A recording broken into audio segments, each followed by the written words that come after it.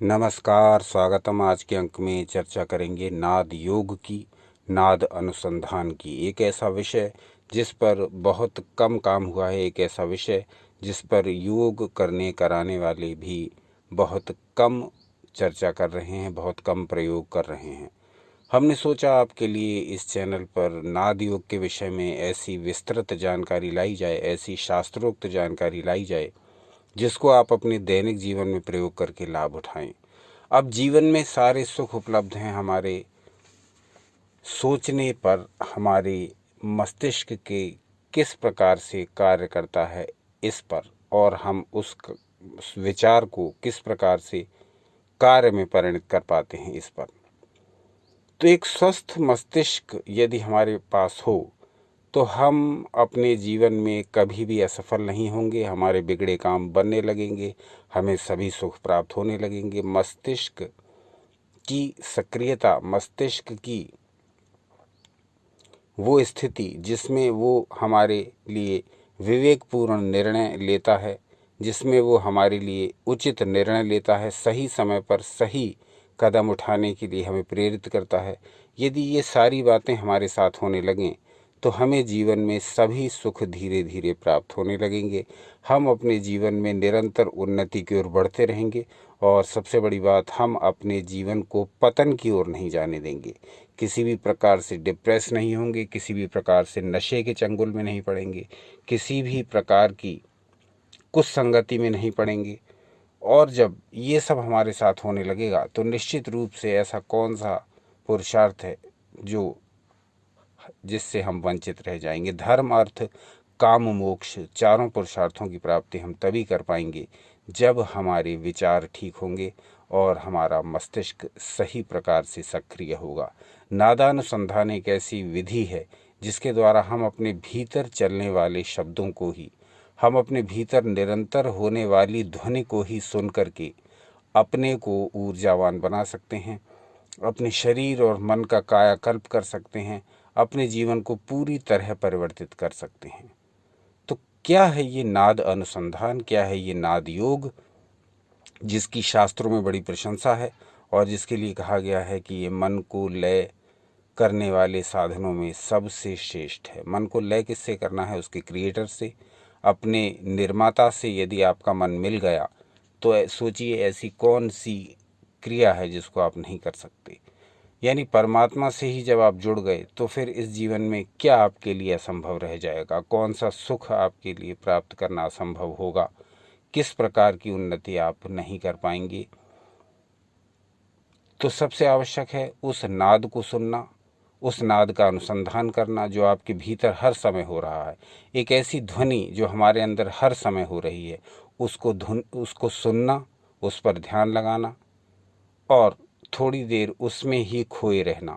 ये है नाद योग, ये है नाद अनुसंधान। जितना इसको करते जाएंगे उतना इसके लाभों को अनुभव करते जाएंगे और फिर उसका अभ्यास बढ़ते बढ़ते एक समय वो आएगा कि आप योग की सर्वोच्च अवस्था में पहुंच जाएंगे। इस जीवन में उन्नति करनी हो या आध्यात्मिक जीवन में, दोनों ही प्रकार के लोगों के लिए ये नाद अनुसंधान, ये नाद योग का अभ्यास अत्यंत आवश्यक है। विधि की चर्चा करने से पहले ये चर्चा करेंगे कि नाद योग है क्या, नाद अनुसंधान है क्या। इस विषय पर जब आप इंटरनेट पर सर्च करेंगे तो आपको यूट्यूब, गूगल और अन्य प्लेटफॉर्म्स पर बहुत सारी जानकारी मिलेगी, जहां नाद योग के विषय में बताया गया, नाद अनुसंधान के विषय में बताया गया और ये बताया गया कि आप इसकी प्रैक्टिस कैसे कर सकते हैं। तो हमने सोचा कि हम फिर इस विषय में और क्या आपको बताएं, क्योंकि पहले से ही बहुत सारी जानकारी इंटरनेट पर है। तब हमने शास्त्रों को खंगालना प्रारंभ किया और बहुत सारे हमें नाद योग के विषय में, नाद साधना, नाद अनुसंधान के विषय में बहुत सारा साहित्य प्राप्त हुआ है और उस पर हमने स्वयं भी प्रयोग किए हैं। तो एक एक अंक जब हम नाद योग का कभी भी आपके समक्ष प्रस्तुत करेंगे तो उसमें अपनी ओर से दिए हुए स्वानुभव विधि की चर्चा तो करेंगे ही, साथ ही हम आपको शास्त्रों के प्रमाण भी देंगे, ताकि जो लोग नाद योग में रुचि रखते हैं, जो लोग भी नादानुसंधान करते हैं और कई लोग तो वर्षों से इसका प्रयोग करते आ रहे हैं, उनको भी कुछ नया जानने को मिले, या जो अब तक उन्होंने नहीं पढ़ा है या कहीं देखा है शास्त्रों में उसका क्या वर्णन है। इससे उनका ज्ञानवर्धन भी होगा और वो जो नाद योग का अभ्यास कर रहे हैं, नादानुसंधान कर रहे हैं, जो प्रैक्टिस वो करते आ रहे हैं, उसमें उन्हें और अधिक प्रेरणा और अधिक उत्साह और अधिक आशा, उमंग, आनंद मिलेगा। क्योंकि तब वो ये जान पाएंगे कि नाद योग के विषय में हमारे ऋषि मुनि क्या रिसर्च कर गए हैं, नाद अनुसंधान के विषय में उनके क्या अनुभव रहे। वो सारा शास्त्रों में लिखा हुआ है जो हम आपके समक्ष प्रस्तुत करेंगे। तो आज नाद अनुसंधान की विधि बताने से पहले हम आपको श्री आदि शंकराचार्य द्वारा रचित एक श्लोक बताना चाहेंगे, उसका अर्थ समझ लेंगे, तत्पश्चात विधि की चर्चा करेंगे। तो आदि शंकराचार्य जी ने नादयोग पर स्वयं बहुत रिसर्च की थी, बहुत ही अभ्यास किया था उसका, और उसके आधार पर उन्होंने अपने शिष्यों को नाद योग के विषय में बहुत सारी जानकारी दी है। आप कहेंगे तो हम किसी अन्य वीडियो में श्री आदि शंकराचार्य जी ने नाद योग पर क्या बताया, स्वयं अपने अनुभव लेकर के, वो हम सब आपके समक्ष प्रस्तुत कर देंगे। और नाद योग की चर्चा तंत्र ग्रंथों में भी बहुत आई है। आप कहेंगे तो तंत्र ग्रंथों में नाद अनुसंधान के विषय में क्या कहा गया, ये समक्ष आपके प्रस्तुत कर देंगे। तो जैसा भी हो कमेंट्स करके बताइए। आज हम एक श्लोक लेंगे जो श्री आदि शंकराचार्य जी ने नाद योग के अभ्यास पर लिखा है, उसको देख लेंगे। उसके पश्चात उस विधि की चर्चा करेंगे जो हमको आपको करनी है प्रतिदिन। तो आपकी स्क्रीन पर एक श्लोक प्रदर्शित हो रहा है, इसको ध्यान से देखें। कहा गया, भेरी मृदंग शंखाद्याहत नादे मनः क्षणं रमते किं पुनर्नाहते अस्मिन् मन्मधु मधुरे अखंडिते स्वच्छे। अब इसका अर्थ समझ लीजिए। यहाँ श्री आदि शंकराचार्य जी कहते हैं कि हमारा मन तो, जो वाद्य यंत्र होते हैं जिनसे म्यूजिक निकलता है, ध्वनि निकलती है, हमारा मन तो उन्हीं वाद्य यंत्रों जैसे भेरी, मृदंग और शंख आदि की जो ध्वनियाँ निकलती हैं, इन नादों में भी एक क्षण के लिए मग्न हो जाता है। तो फिर उस मधु के समान, शहद के समान मधुर, मीठे, अखंडित और स्वच्छ अनाहत नाद की तो बात ही क्या है। अब समझ लीजिए श्री आदि शंकराचार्य जी क्या कहना चाह रहे हैं। इसे अपने दैनिक जीवन के अनुभव से समझिए कि वेणी, भेरी, मृदंग और शंख तो हमको कभी कभी सुनने को मिलते हैं। तो वो कहते हैं कि हमारा मन तो इन ध्वनियों में ही रमने लगता है। आधुनिक युग के हिसाब से देखें तो जो कुछ बहुत अच्छे गाने, मधुर फिल्मी संगीत या शास्त्रीय संगीत या अन्य किसी प्रकार का संगीत, चाहे वो पॉप, रैप, कुछ भी हो, जब वो हमें अच्छा लगता है तो हम बहुत ध्यान से उसे सुनने लगते हैं। हमारा मन कुछ क्षणों के लिए वहीं ठहर जाता है। जो गाना हमें अच्छा लगता है, जो धुन हमें अच्छी लगती है, जिस प्रकार का संगीत हम सुनना चाहते हैं, उसी में हमारा मन लग जाता है। चाहे वो कहीं बज रहा हो, चाहे हमने अपनी ओर से बजाया हो, मन हमारा उसमें लग जाता है। तो यही कह रहे हैं श्री आदि शंकराचार्य जी कि मन तो भेरी, मृदंग और शंख आदि वाद्य यंत्रों द्वारा जो आघातजन्य नाद होते हैं उसमें भी स्थिर हो जाता है। तो जो व्यक्ति अनाहत नाद का अभ्यास करने लगेगा, जो व्यक्ति अपने भीतर के नाद को सुनने की प्रैक्टिस डाल लेगा, तो उतना मधुर और अखंडित, यानी कभी न टूटने वाला जो म्यूजिक आप सुनते हैं, ये तो एक समय पश्चात बंद हो जाता है, समाप्त हो जाता है, फिर नया गाना प्रारंभ हो जाता है, नई धुन प्रारंभ हो जाती है। लेकिन ये जो अनहत नाद होता है, जो हमारे शरीर के भीतर हर समय चलता रहता है, ये तो होता है अखंडित। ये कभी भी समाप्त नहीं होता, ये हर समय बजता रहता है हमारे अंदर। जब भी हम दोनों कानों को अपने बंद करके इस अंदर की ध्वनि को सुनने का प्रयास करेंगे, ये हमें सुनाई दे जाएगा। चाहे दिन हो, चाहे रात हो, चाहे आप आज सुने, चाहे परसों सुने, चाहे 6 महीने बाद सुने, चाहे 10 साल बाद सुने, आप ये अनहत नाद हर समय आपको सुनाई देगा जब आप अपने दोनों कानों को बंद करके अपने अंदर जो ध्वनि हो रही है उस पर ध्यान लगाएंगे। हर समय ये ध्वनि हो रही है, अनहत, अनाहत। इसे कोई उत्पन्न नहीं करता, इसे किसी वाद्य यंत्र द्वारा नहीं बजाया जाता, ये क्रिएटर द्वारा ही संचालित है। हमारे शरीर में हर समय होने वाली ध्वनि, हर समय होने वाला नाद। तो श्री शंकराचार्य जी ने कहा कि जब मन वाद्य यंत्रों की ध्वनि में भी लग जाता है तो ये अनाहत नाद जो अंदर हर समय जो अखंड ध्वनि हो रही है, इसमें क्यों नहीं लगेगा। तो ये एक वाक्य हमने लिया श्री आदि शंकराचार्य जी ने, जो नादानुसंधान स्वयं किया था और अपने शिष्यों को कराया था, और उसके बारे में उन्होंने बहुत विस्तार से बताया है ग्रंथों में। आप कहेंगे तो वो भी हम आपको मूल श्लोकों के साथ विस्तार से बताएंगे। आज का अंक संक्षिप्त रखेंगे, और यदि आप कमेंट्स करेंगे तब ही हम आपको नादानुसंधान के बारे में विस्तृत जानकारी देंगे, और वो भी जानकारी इतनी दुर्लभ, आपके लिए इतनी अनमोल होगी कि वो किसी एक ग्रंथ से नहीं ली जाएगी। नाद के विषय में हम बहुत सारे ग्रंथों को देख रहे हैं, वहाँ अलग अलग तंत्र ग्रंथों, योग के ग्रंथों, अध्यात्म के ग्रंथों से जो भी सामग्री हमको नाद अनुसंधान की मिलेगी, अनाहत नाद की मिलेगी, अपने भीतर की ध्वनि को सुनने की मिलेगी, वो सब आपके समक्ष प्रस्तुत करेंगे। पर पहले कमेंट्स करके बताइए। अब हमने देख लिया कि अनाहत नाद को सुनने के लिए हमारे शास्त्रों में बहुत पहले से ही कहा गया है, बहुत पहले से ही बता दिया गया है, विस्तार से ऋषियों ने इस पर रिसर्च की है।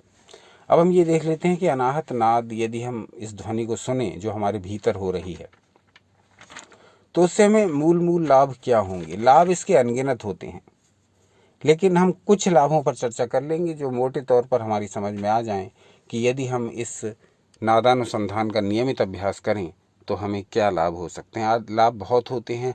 आध्यात्मिक चेतना की वृद्धि होती है, हमारे शरीर में हर प्रकार की ऊर्जाओं की वृद्धि होती है, हमारा चित्त शांत रहने लगता है, हमारा चित्त अत्यधिक प्रसन्नता का अनुभव करता है, और ये वो प्रसन्नता है जो आज के युग में लुप्त होती जा रही है।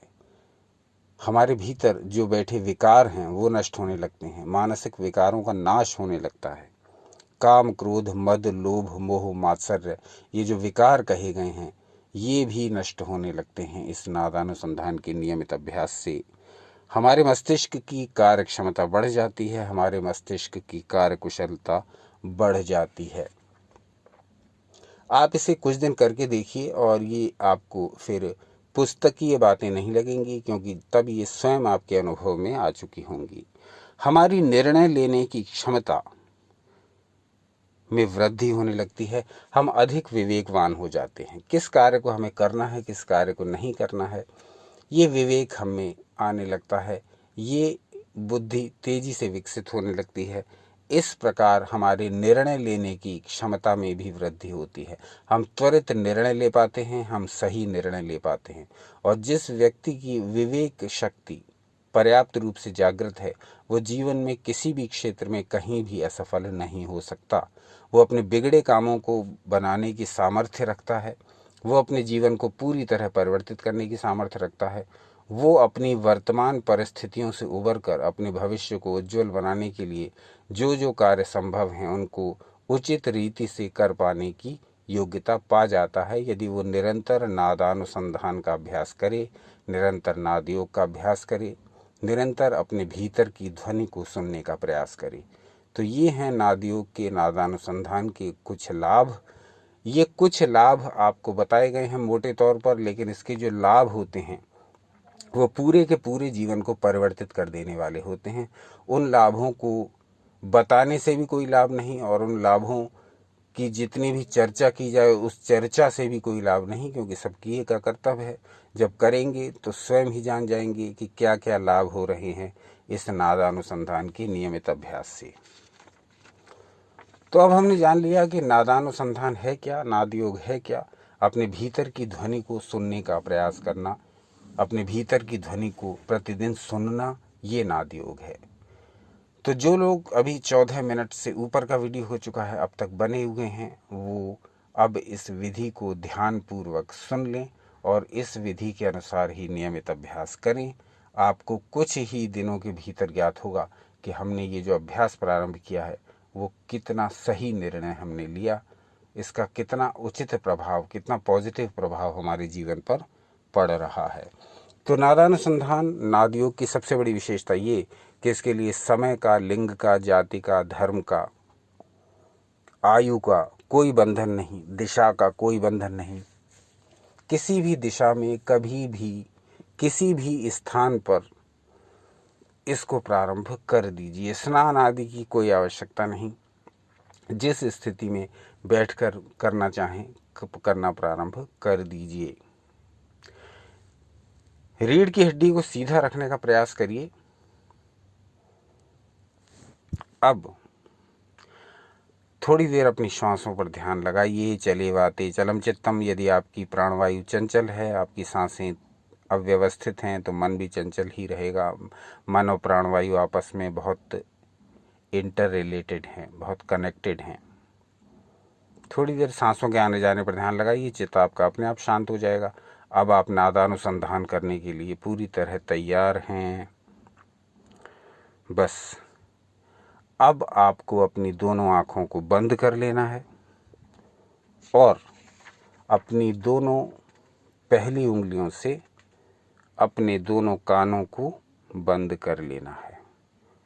इसमें कोई नियम नहीं है कि आपको पहली उंगलियों से ही बंद करना है। आप चाहें तो अंगूठों से भी अपने दोनों कानों को बंद कर सकते हैं। मुख्य उद्देश्य ये है कि बाहरी साउंड आपके कानों में न जाए और बाहरी दृश्य आपको दिखाई न दे। तो अब स्थिति क्या बन रही है? आप सीधे बैठे हुए हैं, रीढ़ की हड्डी को सीधा करके। किसी भी आसन में बैठ सकते हैं, इसमें कोई प्रतिबंध नहीं है। आसन पर भी नहीं बैठ मिल रहा है तो चेयर पर बैठकर ही कर सकते हैं। अब आपकी रीढ़ की हड्डी सीधी है, अब आपकी आंखें बंद हैं, अब आपके दोनों कान बंद हैं। अब आप पूरी तरह से आ गए नादानुसंधान करने के लिए। अब आप रेडी हो गए।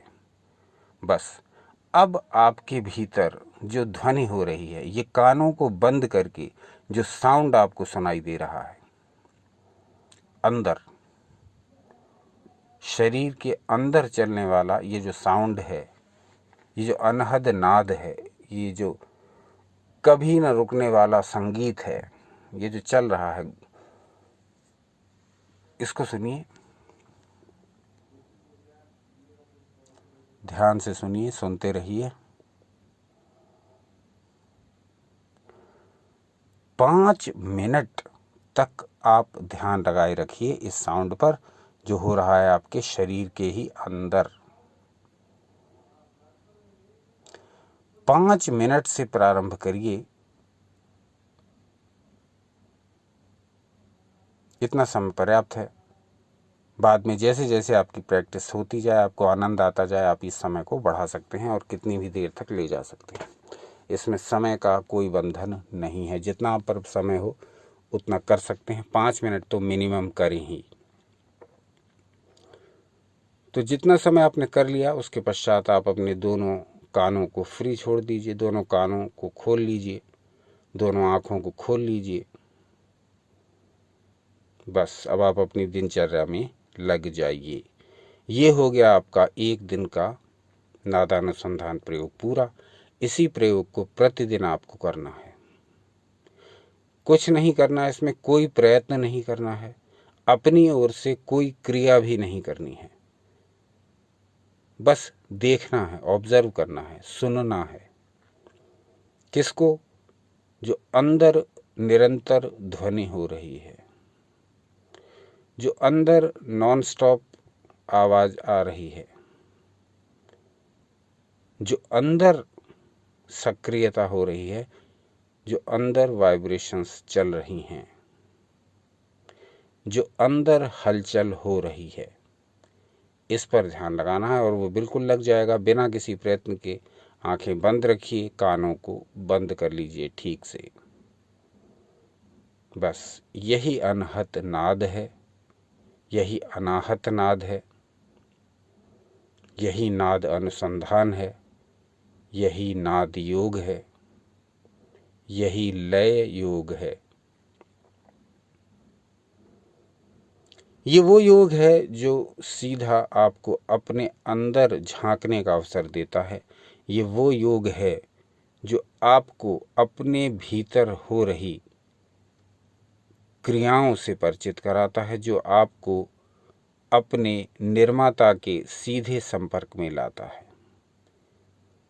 तो नाद योग के विषय में जब हमने अध्ययन किया तो पता चला कि नाद योग केवल योग के लिए नहीं, यानी केवल योगियों के लिए नहीं है, जैसा कि एक भ्रांति है कि नाद योग का अभ्यास केवल योग के क्षेत्र के व्यक्ति ही कर सकते हैं, या उन्हीं को इसका पूरा लाभ मिलता है, या वही इस नाद योग नाद अनुसंधान से लाभ उठा सकते हैं। लेकिन जैसे जैसे हम योग के, अध्यात्म के और तंत्र के ग्रंथों को पढ़ते गए, वहाँ हमें ये विवरण मिलते गए कि नाद योग का संबंध तो सगुण भक्ति से भी है, यानी कि आप ईश्वर के किसी रूप की उपासना करते हैं तो उनसे कनेक्ट भी हो सकते हैं। आप अपने इष्ट देव या देवता से भी कनेक्ट हो सकते हैं नाद योग के माध्यम से। ये केवल योग का एक अभ्यास मात्र नहीं है, ये योग का केवल एक अंग मात्र नहीं है, ये योग का केवल एक प्रकार मात्र नहीं है, बल्कि उससे भी बढ़कर बहुत कुछ है। तो हमें ऐसे शास्त्रोक्त विवरण भी मिले जिसमें नाद योग के और अन्य अलग अलग प्रकार के प्रयोग बताए गए हैं। लेकिन बात वही है, सुनाया उसी को जाता है जो सुनना चाहता है। जैसे कि शास्त्रों में ये भी लिखा हुआ है कि अच्छी बात का वक्ता और अच्छी बात का श्रोता दोनों दुर्लभ हैं इस कलयुग में। अच्छी बात कहने वाला और अच्छी बात सुनने वाला दोनों ही दुर्लभ हैं। और ये इस कलयुग में तो ये बात और भी स्पष्ट रूप से सही साबित हो रही है, जहाँ पर हम देख रहे हैं कि कूड़ा कचरा जिसका हमारे जीवन से दूर दूर तक कोई संबंध नहीं, जो केवल क्षणिक मजे, त्वरित एंटरटेनमेंट के लिए जो सामग्री बनाई जा रही है, वो रातों रात वायरल हो जाती है। करोड़ों अरबों दर्शक उसको देख लेते हैं। और यहाँ यही बात बिल्कुल सत्य साबित होती है, अच्छी बात का वक्ता और श्रोता दोनों ही दुर्लभ हैं। नाद योग के विषय में आप क्या सोचते हैं? इस विषय में आपके क्या अनुभव हैं? इस विषय में आपकी क्या जिज्ञासाएं हैं? इस विषय में आपके क्या विचार हैं? सारा कुछ कमेंट्स के माध्यम से बताइए। यदि आप कहेंगे तो नाद योग के विषय में विस्तृत शास्त्रीय जानकारी देने वाला वीडियो शीघ्र ही प्रस्तुत करेंगे। तो आज का अंक यहीं तक। आज का अंक कैसा लगा ये अवश्य बताइए, और क्या जानना चाहेंगे ये अवश्य बताइए। अपना अमूल्य समय हमें देने के लिए हार्दिक धन्यवाद। एक दिन पश्चात पुनः उपस्थित हो जाएंगे ईश्वर इच्छा से कोई नया विषय लेकर के। सनातन शास्त्रों से जुड़े रहें, सदा आनंदित, उत्साहित एवं शक्तिशाली रहें।